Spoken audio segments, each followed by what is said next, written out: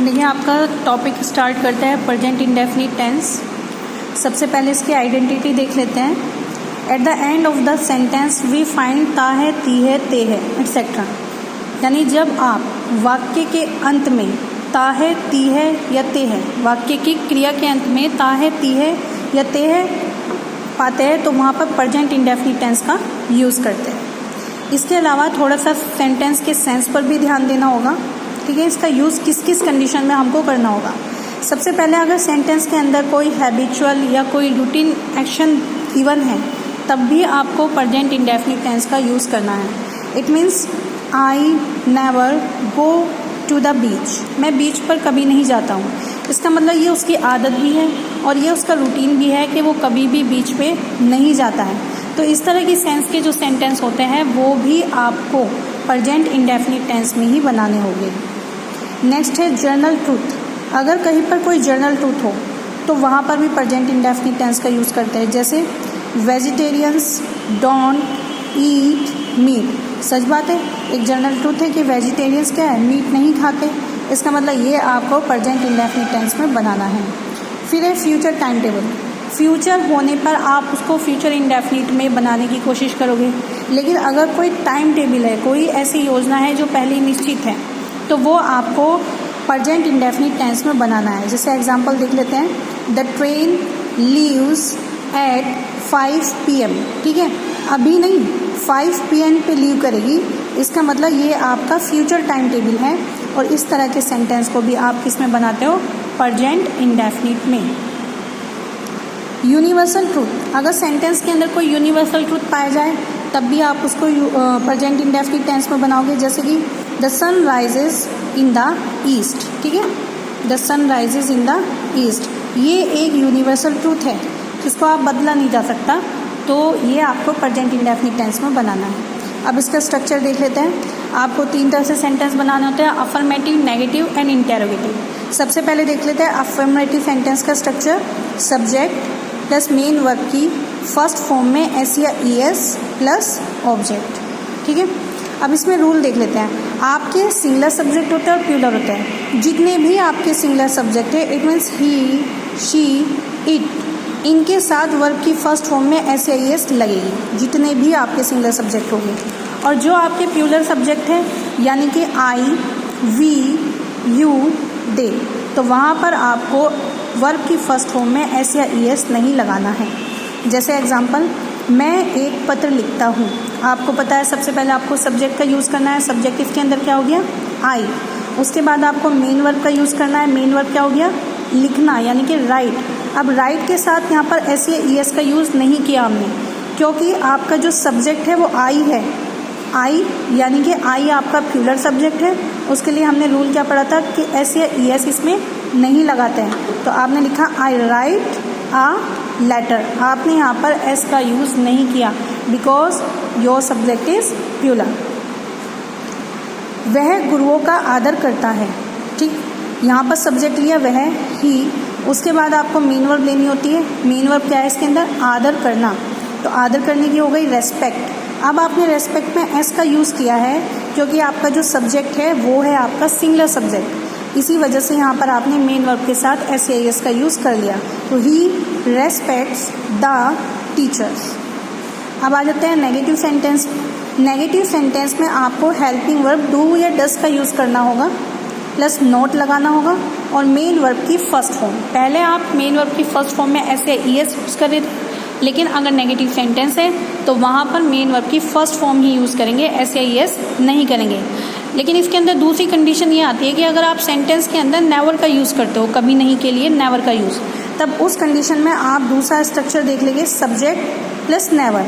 यानी यहाँ आपको हेल्पिंग वर्ब डू या डस का यूज़ नहीं करना है, डायरेक्ट आपको सब्जेक्ट के बाद नेवर लगा देना है। तो subject plus never plus main verb की फर्स्ट फॉर्म में एस या ES। यहाँ पर एस या ES नहीं है क्योंकि आपने यहाँ पर हेल्पिंग वर्ब का यूज़ किया प्लस नोट का, लेकिन यहाँ पे आपने क्योंकि नेवर का यूज़ किया है इसलिए यहाँ पर वर्ब की फर्स्ट फॉर्म में एस या ES का यूज़ आपको करना है, एंड प्लस ऑब्जेक्ट। इसमें भी आप नोट देख लेंगे। अब डिपेंड करता है आपके सब्जेक्ट के कि आपको डू लगाना है या डज लगाना है। देखिए जितने भी आपके सिंगुलर सब्जेक्ट हैं जो अभी ऊपर बताए थे, उसमें आपका डज नॉट लगेगा, और जो आपका प्लूरल सब्जेक्ट है उसमें आपका डू नॉट लगेगा।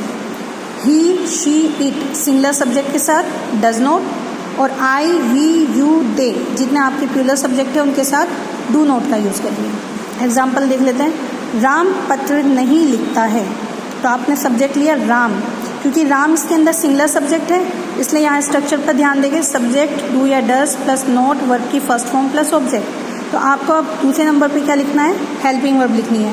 हेल्पिंग वर्ब आपने लिखी अकॉर्डिंग टू सब्जेक्ट। सब्जेक्ट है आपका सिंगुलर, तो आपने लिखा डज।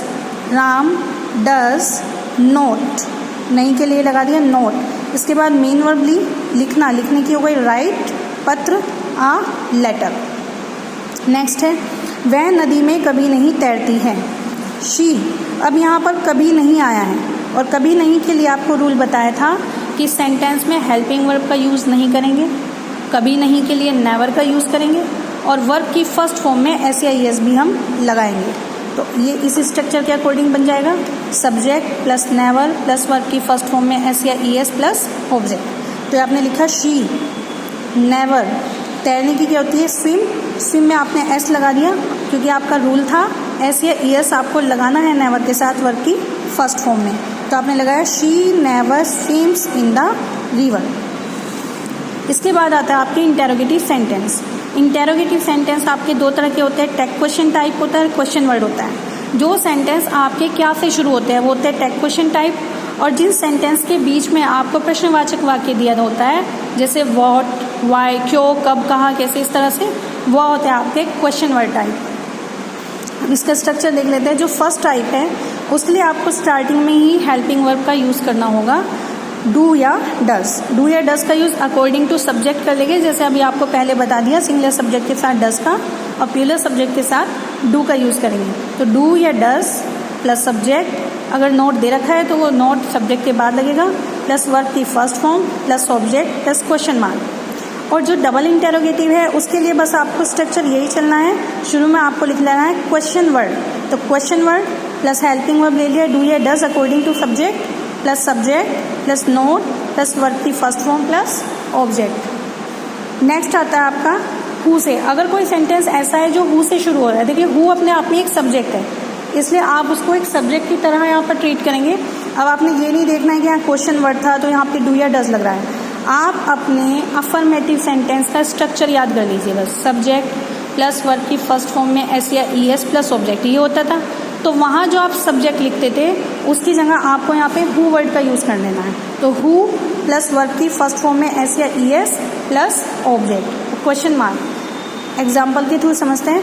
क्या वह रोजाना स्कूल जाता है? अब क्योंकि ये क्या से शुरू हो रहा है तो ये टैग क्वेश्चन टाइप है, तो टैग क्वेश्चन टाइप का स्ट्रक्चर क्या था आपका, डू या does plus subject plus note verb की फर्स्ट फॉर्म प्लस ऑब्जेक्ट। तो आपने यहाँ डू या डज में से कोई एक हेल्पिंग वर्ब लिखनी है और वो लिखनी है अकॉर्डिंग टू सब्जेक्ट। सब्जेक्ट है आपका वह यानी ही, लड़का है मेल है तो ही लगाया, और क्योंकि ये सिंगुलर सब्जेक्ट है इसलिए इसके साथ यूज़ कर दिया आपने डज। उसके बाद क्या था सब्जेक्ट लिखा है यहाँ पर ही। अगर सेंटेंस में कहीं नॉट होता नहीं होता तो यहाँ पर लिखते नोट, नहीं है तो छोड़ा।